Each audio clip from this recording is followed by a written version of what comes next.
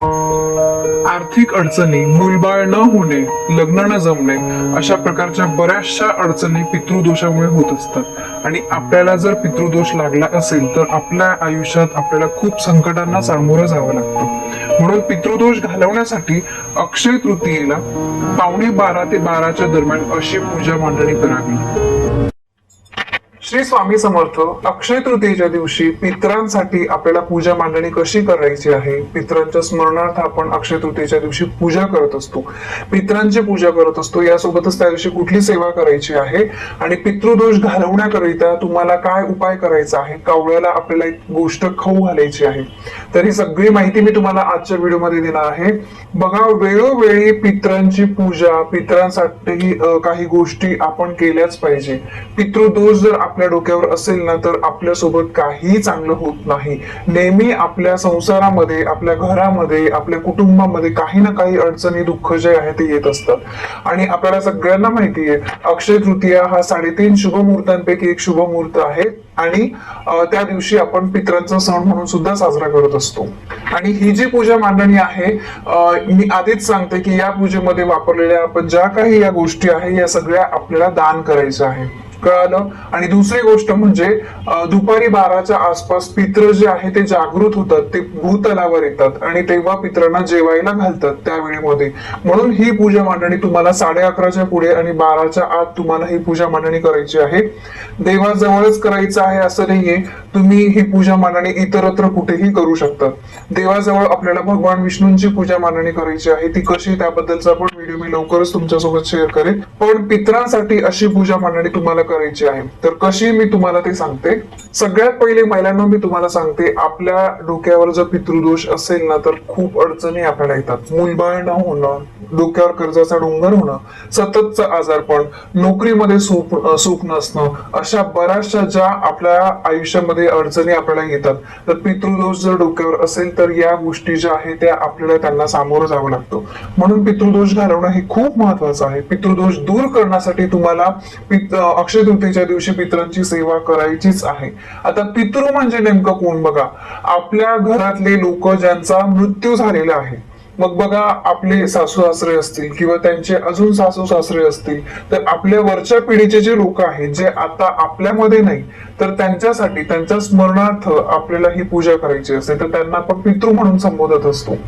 आणि आपले पितृ जर आपल्यावर नाराज असतील, बघा, आपण आज जे काही आहे ते आपल्या पितरांमुळे आहे. आपला जन्म त्यांच्यामुळे झालेला असतो. तर त्यामुळे सुखामध्ये दुःखामध्ये आपल्याला त्यांची आठवण काढायचीच असते. तर त्याच्यामुळे बघा, जर तुम्ही पितरांसाठी काही गोष्टी करत नसाल तर तुम्हाला अडचणींना 100% सामोरं जावं लागेल. म्हणून पितृदोष दूर करणं हे तितकंच महत्वाचं आहे. तुम्ही बघा, किती पण देवदेव करा, पण तुमच्या डोक्यावर जर पितृदोष असेल तर त्या देवदेवपणाचा काही उपयोग नाहीये. म्हणून पितृदोष आधी दूर करणं हे खूप महत्वाचं आहे. तर आता सगळ्यात पहिले पितृदोष दूर करण्यासाठी अक्षय तृतीयेच्या दिवशी तुम्हाला पूजा मांडणी कशी करायची तर ते मी तुम्हाला सांगते. अगदी सोपी साधी पूजा मांडणी आहे. आणि मी परत सांगते, यामध्ये आपण ज्या काही ही घागर वगैरे या सगळ्या गोष्टी ज्या आहे हे आपल्याला दान करायच्या आहेत, कळालं. तर आता पूजा मांडणी कशी येते मी तुम्हाला सांगते. आता बघा, या पूजेमध्ये आपण जे हे घागर आहे, हे बघा, एक मोठी घागर आहे, ही छोटी घागर आहे. याला केळी असं म्हणतात आणि हा करा असतो, कळालं. ही केळी म्हणजे आपल्या कुटुंबातील ज्या स्त्रिया, ठीक आहे, ज्या स्त्रिया मृत पावलेल्या आहे आपल्या वरच्या पिढीच्या, कळालं तुम्हाला. आता महिला लग्न करून सासरी येतात, तर सासरच आपल्या वरची जी पिढी आहे ती मानली जाते. तर आपल्या वरच्या पिढीमध्ये ज्या कोणी स्त्रिया मृत पावलेल्या आहेत तर त्यांच्या स्मरणार्थ ही केळी असते. आणि हा करा जो आहे तो पुरुषांच्या स्मरणार्थ असतो. तर केळी आणि करा या दोघी गोष्टी आपल्याला घ्यायच्या आहे. तर याला बघा, तुम्हाला चंदनाने, आपण इतर कुठल्याही पूजेला तुम्ही खालून वरच्या दिशेने हळदी कुंकवाने रेषा ओढत असतात. तर या अक्षय तृतीयेच्या ही पितरांसाठी जी आपण पूजा मांडणी करणार आहे, तर याला आपल्याला चंदनाने वरून खालच्या दिशेने आपल्याला या ज्या रेषा आहे 5 दिशांना 5 रेषा करायच्या आहे. बघा, वरून खालच्या दिशेने मी या रेषा आधीच केलेल्या आहे. तसंच याला पण तुम्हाला वरून खालच्या दिशेने 5 दिशांना 5 रेषा करायच्या आहे. आणि हा जो लाल पिवळा धागा दिसतो याला आपण रक्षासूत्र म्हणतो किंवा यज्ञ कंकण म्हणतो. तर हे विषम संख्येमध्ये म्हणजे 1 3, 5 अशा संख्येमध्ये इथे मानेला तुम्हाला गुंडाळायचं आहे. दोघी कराला पण आणि केळीला पण दोघांना तुम्हाला गुंडाळायचं आहे. त्यानंतर ह्या दोघांमध्ये तुम्हाला व्यवस्थित पाणी भरून घ्यायचं आहे. आधी आणल्यानंतर तुम्हाला ते स्वच्छ धुवायचं आहे. ठीक आहे. आणि तुम्ही ह्या गोष्टी अक्षय तृतीयेच्याच दिवशी खरेदी करा. अक्षय तृतीयेच्या दिवशी खरेदी करण्याला याला खूप महत्व आहे. आदल्या दिवशी शक्यतो आणू नका. अक्षय तृतीयेच्या दिवशी तुम्ही खरेदी करा. याच्यामध्ये तुम्हाला पाणी भरायचं आहे. आता इथे मी पत्रावळी घेतलेली आहे. तुमच्याकडे ताट असेल तरी सुद्धा चालेल, तुम्ही ताट घेऊ शकता. त्याच्यामध्ये आपल्याला साधारणतः पाव किलोच्या आसपास गहू घ्यायचे आहे. तुम्ही पाव किलो, अर्धा किलो घ्या, कारण या गोष्टी आपल्याला दान करायच्या आहेत. त्यामुळे व्यवस्थित भरभरून घ्या. अर्धा किलो तुम्ही गहू घ्या. पत्रावळी यासाठी कारण मी याच्यामध्ये पाणी भरून ठेवलेलं आहे, तर ते पाणी वगैरे थोडंफार गळू शकतं. तर त्याच्यामुळे तुम्ही खाली एक मोठं ताट घेतलं तरी सुद्धा चालेल. पत्रावळी असेल तर अतिउत्तम. आणि त्याच्यामध्ये तुम्हाला गहू घ्यायचे आहे. या गव्हावर आपल्याला हे केळी आणि करा हे तुम्हाला ठेवायचंय. कळालं? याच्यामध्ये पाणी घ्यायचं आहे. चंदनाने रेषा वरून खालच्या दिशेने रेषा ओढायच्या आहे. याला पण तशाच प्रकारे करायचं आहे. याच्यामध्ये पण पाणी घ्यायचं आहे. आणि वरती हे बघा, याला कोणी खरबूज म्हणतं, कोणी खिरणी म्हणतं. तर आमच्याकडे याला खिरणी असं म्हटलं जातं. तर हे फळ तुम्हाला अक्षय तृतीयेच्या दिवशी खूप ठिकाणी मिळेल आणि हे तुम्हाला याच्यावर ठेवायचं आहे. या पूजेमध्ये बघा, हे फळ ठेवण्याला खूप महत्व आहे. तर आता कुठल्याही पूजेची सुरुवात आपण बघा दिवा लावतो, अगरबत्ती लावतो. आणि लक्षात घ्या, जेव्हा तुम्ही पूजा कराल तर तुम्हाला पाटावर शुभ्र वस्त्र घ्यायचं आहे. पांढऱ्या रंगाचंच घ्या, कारण पितरांची पूजा आपण त्यांच्यासाठी पूजा करतोय. तर पांढऱ्या रंगाचं वस्त्र घ्यायचं आहे. दिवा लावून घ्यायचा आहे, तुम्हाला अगरबत्ती लावून घ्यायचं आहे आणि त्याच्यावर तुम्हाला ही पूजा मांडणी करायची आहे.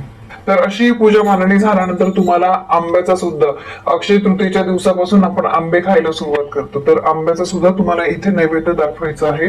तुम्ही पाणी घ्या, पाण्याचा भरीव इथे चौकून करा. त्या दिवशी बघा आपल्याकडे पुरणपोळी, आंब्याचा रस, त्याच्यानंतर सार, भात, कुरडई हे सगळे पदार्थ असतात. तर नैवेद्याचं ताट तुम्हाला इथे ठेवायचं आहे. सोबत एक अख्खा आंबा तुम्हाला ठेवायचा आहे आणि आंब्याचा पण नैवेद्य तुम्हाला इथे अर्पण करायचा आहे.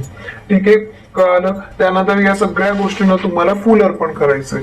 आपण प्रत्येक दिव्याला तुम्हाला फुल अर्पण करायचंय. सगळ्या गोष्टींना तुम्हाला एक एक फुल अर्पण करायचंय.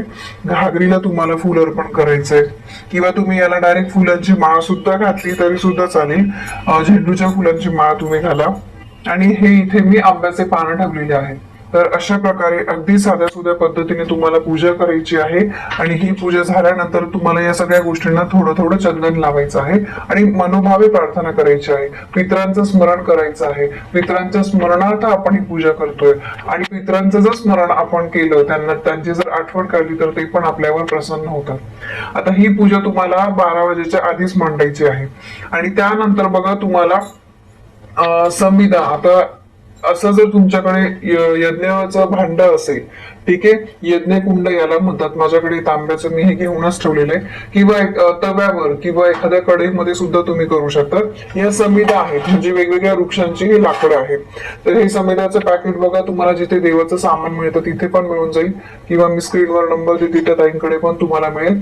यात वेगवेगळ्या बघा, रुई, पिंपळ, खैर, आगाडा, औदुंबर, पिंपरी अशा वृक्षांचे यामध्ये लाकडं असतात. तर तुम्हाला आघाडी द्यायची आहे. आपण बघा, पितृपक्षामध्ये सुद्धा त्या त्या तिथीला आपण आघाडी देत असतो. तर तसं तुम्हाला 12 वाजेला जेव्हा आपण नैवेद्य दाखवू, तर नैवेद्याचं एक ताट इथे तुम्हाला ठेवायचं आहे.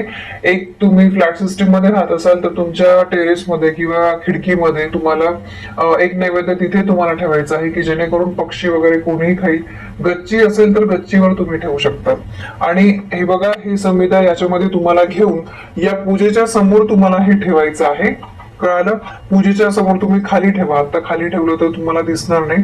तर त्यामध्ये तुम्हाला भरपूर तूप टाकायचं आहे आणि एक नैवेद्य तुम्हाला व्यवस्थित चुरून घ्यायचं आहे. पुरणपोळी, सार, भात, जे काही आपण त्या दिवशी नैवेद्य केले आहे, आंब्याचा रस, हे सगळ्या गोष्टी छान अशा चुरून घ्यायच्या आहे बारीक. ते यामध्ये टाकून तुम्हाला हे प्रज्वलित करायचं आहे. याला घास काढणं असं आपण म्हणतो. पितरांच्या नावाने आपण घास काढत असतो. तर असं तुम्हाला घास काढायचा आहे आणि तो या पूजेसमोर तुम्हाला प्रज्वलित करायचा आहे, जाळायचा आहे. बघा, अशी ही अगदी सोपी पूजा मांडणी आहे. तसंच तुम्हाला मी सांगितलं, गच्चीवर पण तुम्हाला कावळ्यासाठी घास काढायचा आहे. कावळ्यांना तुम्हाला नैवेद्य द्यायचा आहे. आणि या पूजेमध्ये पण तुम्हाला इथे एक नैवेद्य ठेवायचा आहे. आणि ह्या पूजेसमोर तुम्हाला पितृ अष्टक म्हणायचं आहे. पितृ अष्टक मी तुम्हाला जमल्यास डिस्क्रिप्शन बॉक्स मध्ये देते. गुगलवर पण भरपूर ठिकाणी अवेलेबल आहे. या अक्षय तृतीच्या दिवशी जमेल तेवढ्या जास्त वेळेस तुम्हाला पितृ अष्टक जे आहे ते युट्यूबवर लावा, म्हणा तुम्ही चालेल, पण एकदा तरी या पूजेच्या समोर बसून तुम्हाला हात जोडून पितृ अष्टक म्हणायचं आहे. शक्यतो दक्षिण दिशेला तोंड करून आपण पितृ अष्टक म्हणत असतो, कारण दक्षिण दिशा ही पितरांची दिशा मानली जाते. तर त्यामुळे तुम्ही दक्षिण दिशेला तोंड करून सुद्धा पितृ अष्टक म्हणू शकता. तर बघा, अशी ही अगदी सोपी पूजा मांडणी आहे.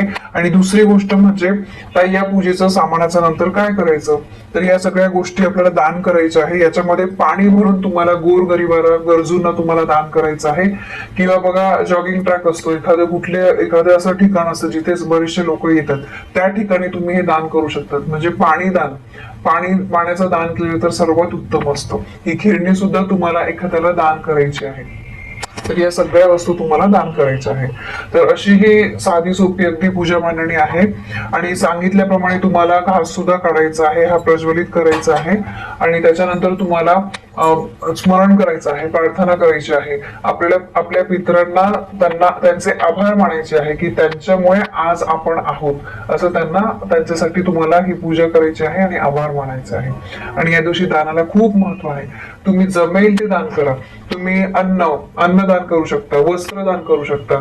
अन्न, वस्त्र, निवारा. आता घर तर कोणाला दान करू शकत नाही, मग तुम्ही छत्री दान करू शकता. उन्हाळा खूप आहे, गोरगरिबांना तुम्ही छत्री दान करू शकता. यासोबतच तुम्ही बाकी इतर बघा, चप्पल दान करू शकतात. तुम्हाला जमेल ते, यथाशक्तीने तुम्हाला जमेल ते दान करा. 5 रुपयाचं दान करा, पण करा. दानाला या दिवशी खूप महत्व आहे. दान केल्यामुळे आपले पित्र आपल्याला भरभरून आशीर्वाद देतात, ते खूप प्रसन्न होतात आपल्यावर. तर अशी अक्षय तृतीया हा दिवस खूप महत्वाचा आहे. त्यामुळे त्या दिवशी अशी तुम्ही पूजा करा, नक्की कराल अशी मी अपेक्षा करते. तर पुन्हा भेटूया अशा एका नवीन माहिती सोबत. तोपर्यंत श्री स्वामी समर्थ.